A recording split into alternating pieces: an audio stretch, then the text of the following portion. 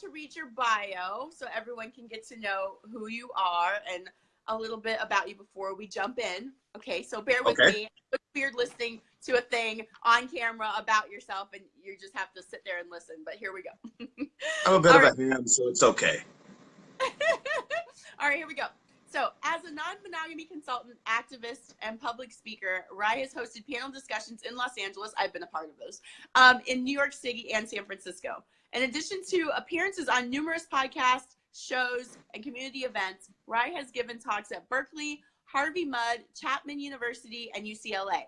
Wry's experience with non-traditional relationship lifestyles, event coordination, fetish performance, and workshop facilitation has led to the formation of polytalks.com. These are panel discussions featuring relationship experts, including well-known authors, educators, and therapists. Wry's Polytalks are a guided open forum in a Q&A format to discuss polyamory, open relationships, and non-monogamy for the experienced, the novices, and the curious. Welcome, Wry! Woo! Yay! And that includes you as a well-known author as well. Thank you, thank you. So that's a perfect segue into question number one. Obviously, we know each other, so this isn't necessarily, some of the contributors in the book I hadn't ever met before. So other than you just knowing me and us doing things, why did you want to be a part of this book and contribute? Well, I've been part of this conversation for a few years now, and in 2016, I helped organize a thing called the Consent Summit, which was a gathering of different leaders across Los Angeles, in particular different cultures. You know, there's all these different desperate subcultures around the city, whether it's BDSM or Burning Man or swinger or rave or whatever. And a lot of these leadership people, you know, the people that own the venues, the promoters, the people throwing the house parties, the people in charge, the people educating, the people like you and me who have a public presence of some type, they weren't really communicating with each other on this topic, which means that people can just kind of jump around from community to community. So if they get banned from one venue, they just literally go next door. So I've been part of the conversation on that level for a couple of years, and I just want to support you as well. Oh, thank you. Yay. And that's right. I don't know. My brain's all over the place right now, but that's right. You put together, I helped co-facilitate, or I don't know. We did a consent summit a few times with different private events and things. And yeah, it's really great to kind of pick people's brains and see what's working and not. And for me, what came up in some of those instances and elsewhere is I feel like there's a little bit of a generational divide here in the consent conversation. Obviously, consent violations and things happen regardless of age, but in terms of comprehension and really kind of accepting that consent is evolving, it seems that there's a little bit more of a learning curve with people a little bit older than us. That's the thing that I'm kind of trying to work with a lot more and work with those groups of people, baby boomers and such, because I feel like it's a struggle a little bit for them to get it. Yeah, I think that's the nature of cultural and cultural change. You know, the way change works. You know, it's the longer you've been part of the previous culture, then the harder it is to accept the new one. Yeah, I agree. And even with Bill Cosby, you know, and I was just saying in the interview I just had a couple hours ago, you know, I hope that he's not the only one that has some sort of punishment, like real punishment that comes across. That would be weird if he was the only one that went to jail, potentially. Right. Because there are other people who have done egregious things as well. And we're not talking about the things where you make a misstep with someone you're dating. We're not talking that. We're talking drugging people, blocking doors, hiring people to follow people, that kind of stuff. I mean, I think they're trying to make an example of him, but it would be insane if there weren't some other people in those categories who didn't have those things happen to them as well, in terms of like jail or something, whatever. Yeah, and the unequal enforcement across the board is a real mess. You know, the idea of social capital, that you bring a certain thing to the table, whether it's your wealth or your power or your friendship or the fact that you throw the best parties on earth. When that person gets called out, they tend to not get punished. Like, the more social capital you have, and in this case, you've got the racial component where why isn't Harvey Weinstein in jail? You know, why isn't Kevin Spacey in jail? there's a whole lot of people that should be in jail if Cosby's going to be in jail. Right, right. So yeah, it's going to be interesting to see how it all unfolds and going forward. So let's keep it going. Let's keep it moving. Actually, I want to read your quote because your quote's really amazing. So Wry's quote is on page. You're welcome. Wry's quote is on page 37 of the Consent Guidebook. Did you get your copy yet? Not yet. The mail is slow at my place. All right, all right. So hopefully it's coming soon. But until then, I will read it to you, even though you wrote it and you know what I'm about to say. Okay. All right. So here's Wry's quote. If you don't feel safe saying no, then your yes becomes messy. You might feel violated even after expressly giving verbal permission. Those feelings are valid, and each person is responsible for the impact of their actions. Safe is a relative term, as nothing is free of risk, and no encounter is 100% safe. Just as there is the phrase safer sex consent, just as there is the phrase safer sex, consent ranges from safer to riskier on a spectrum. Unlike physical barriers, the language of consent has no scientific percentages to measure effectiveness. It's so true. The best we can do is reduce the risk of accidentally violating each other with empathy, reassurance, and actively reducing pressure associated with consent. I love that you say, what do you say that I was like, yes, yes, yes? The language of consent has no specific percentages to measure effectiveness. That's so true. And I think that's what, there's a lot of nuances a lot of times in these scenarios. And especially, again, if it's not something where someone's being drugged, if it's someone that you're dating, let's say, or even a friend or something, you know, there's a lot of these things where it can be nuanced. You're like, well, I like that person, but that scenario I felt really weird in that, and I didn't feel super comfortable. So how do I like justify this? How do I bring it up to that person? Because I like them and they aren't a bad person. So yeah, there's all these different ways. There's no like scientific, mathematical, here's the thing and here's this other thing, you know? So yeah, good quote. Yeah, emotions can't really be quantified like that. And I think that consent is only first person observable. Like only I know when I've consented. And to make it messier, maybe my subconscious didn't consent, but my conscious did.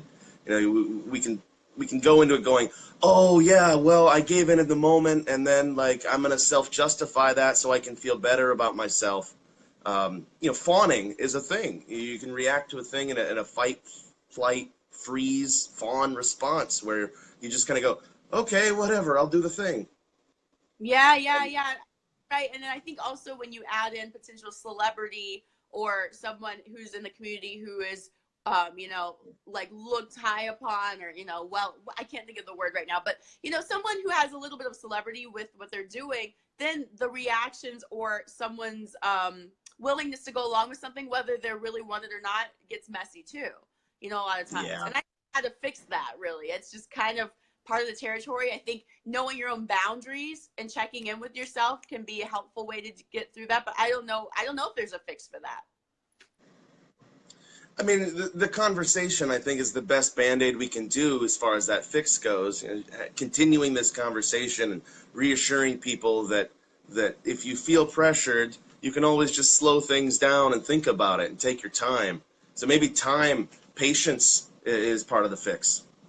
I love it. Yes. I'm having, are you ready? I have a question that I didn't send you beforehand that's coming off the top of my head. Let's do it. Yay! Woohoo! Let's do it. So you being one of the few cisgendered men that are part of the book, you know, I think that I don't want this to be like, okay, Wry, represent all of mankind. I don't want that to be what this is. But I do feel like you do express yourself very well. And I do feel like there might be a lot of men struggling with this conversation around consent. And, you know, when we were on, we did an event, we were on a panel with Jean and Cassie, who you guys watched. I interviewed them earlier this past week. We did an event called Dating in the Era of Me Too. And there were a lot of people who came to that. Specifically, there were a couple guys who spoke up and were like, I don't know what to do with dating right now. Like, I don't know how to do this. Like, some women want a consent conversation, some don't, you know. By the way, that's not gender specific. I'm sure there's some men who want a conversation and some who don't as well. Oh, yeah. But it's very interesting because I know what I teach my male clients, But as a man, do you have any thoughts to share with some men who might be watching this thinking, oh my gosh, so much complaining about all this consent stuff, and why do we need to do all of this? Like, do you have any general, I know it's a lot, do you have any general thoughts to the men specifically? Yeah, yeah. For one, I think that we need to get a little more honest and bold during first dates, especially in the first hour. You know, it's okay to bring up these conversations pretty quickly on a first date. You've already gotten past the point of the flirtation, the say, hey, go out with me, you meet up in person. Typically, we do a whole bunch of small talk and we try to avoid ruining the date by saying the wrong thing. But oftentimes putting it out there saying, so how do you feel about having sex on the first date with someone? Not necessarily me, but with someone. Is this something that feels good to you? Oh, if the answer is no, don't try. Don't Yeah, try on that first date if it's a no. I love that. I think Uh, that's, yeah, I think but that's really great. Also, just to add on to that, um, do you feel that, do you, I kind of, I guess, how do I say this? I kind of get that a lot of guys might be nervous because I feel like they feel like they might be getting some mixed messages. Like, for example, like I know a lot of cisgendered women, especially over a certain age, who are like, but I like the chase and I like a guy to be a little aggressive in terms of pursuing me. And so I feel like this, I've had people say to me, I feel like this consent conversation kind of slows down the chase, as it were. Catherine Deneuve, there's a French actress. I don't know if you saw that article several months ago, but French actress, she's in her 70s, I think now.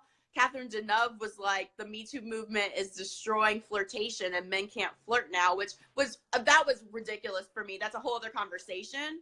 But it, like, if we are educators and we do want to drive these conversations forward, I hear seedlings of things that I do get that she's saying. I don't agree with it, but I'm like, there are people who think like her, and so how do we get through to them? Like, how do we drive home the point that you can still flirt and be consensual and it still be amazing, you know? I think that's something that maybe men could really gain from hearing from another man from, in terms of that.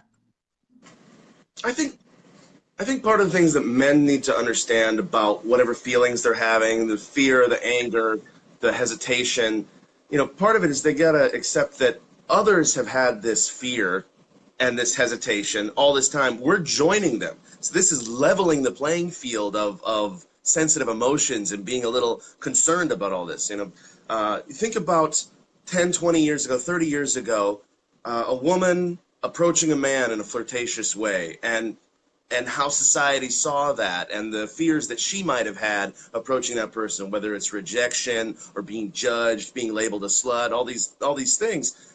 Mm. We're just catching up to them. Like this is leveling the playing field, not specifically attacking us. Yeah.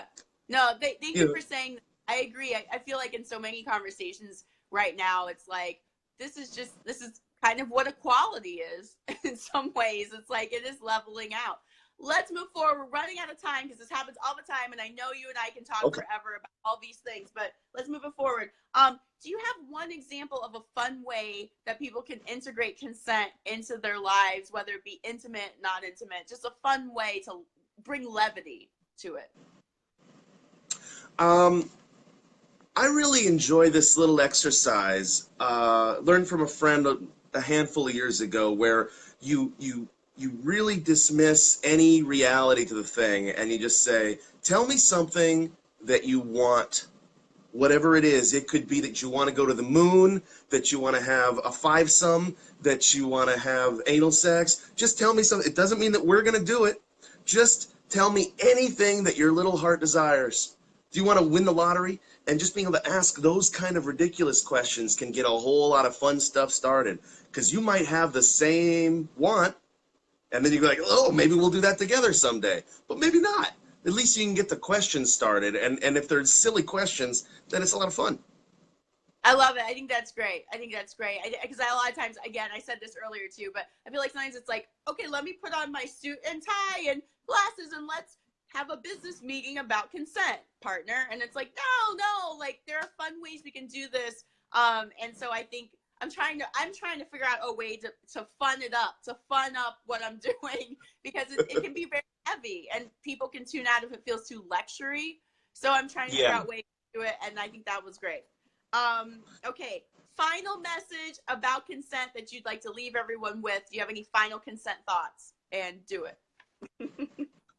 I really like the idea of the yellow zone, and people talk about how yes and yes and no is no, and they talk about the messiness of maybe, is maybe an automatic no. I prefer to replace maybe with yellow. Like we can talk about it more. We can go further, one step at a time, but real slow. Green is full speed ahead. Red is we're done, we're out of here. But yellow is, well, let's cautiously move forward and see where this takes us, knowing that we might throw the brakes on at any second. I love it. That's great. Yellow zone, everybody. Wry, you're the best. Thank you for taking time, and thank you for being flexible time-wise, because I'm all like crazy. Please tell everybody where they can find you, website, social media, all the things. Tell us. Okay, WRY, a Wry Perspective. That's where I am everywhere. YouTube, a Wry Perspective. FetLife, a Wry Perspective. Instagram, a Wry Perspective. And then you can see all my videos with panels, including you, Erin, polytalks.com. That's awesome. Wry, you're the best. I'll see you. Are you going to Catalyst Con this weekend? Am I going to what? Catalyst Con? I wish. No, I have other plans. I'm doing a couple of performances like usual. It said fetish performer on there, right? Like I'm always performing some weekend. That's true. I love it. Okay, well, I won't see you next weekend, but I'm sure I'll see you soon. And again, thank you so much for taking the time. This is Wry, everybody. We have one more interview tomorrow, and then I think that might be it. Just kidding. I'm not going to stop this. It's going to keep going forever. Anyway, thanks so much for watching, everybody. Bye, Wry. It's a great series. Keep it going. Bye.